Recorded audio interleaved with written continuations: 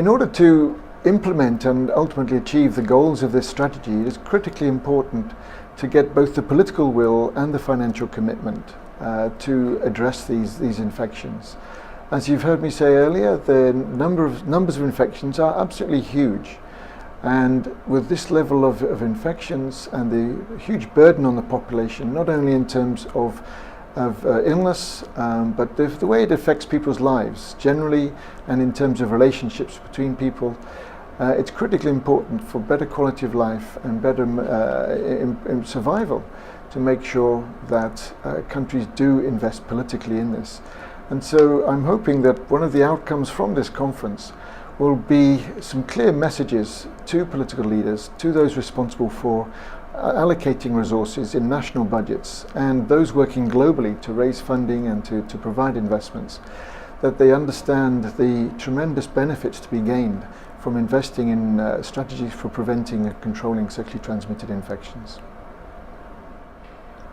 Another important element that we need to take into account and to act rapidly on to achieve the strategy goals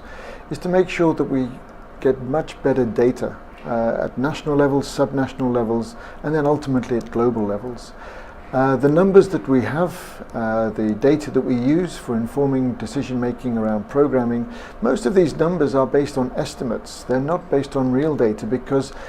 quite often these data are very difficult to collect, given that sexually transmitted infections are often stigmatized, people self-treat a lot, and when they do go to the health system, the health systems generally do not have strong ways of measuring and recording and then reporting on these infections. And so it's a critically important part as we go forward to rapidly improve the systems that we have in place for collecting data, reporting data, analyzing data, and ultimately using that information to better plan and invest for the types of strategies that we know will make a difference in the future.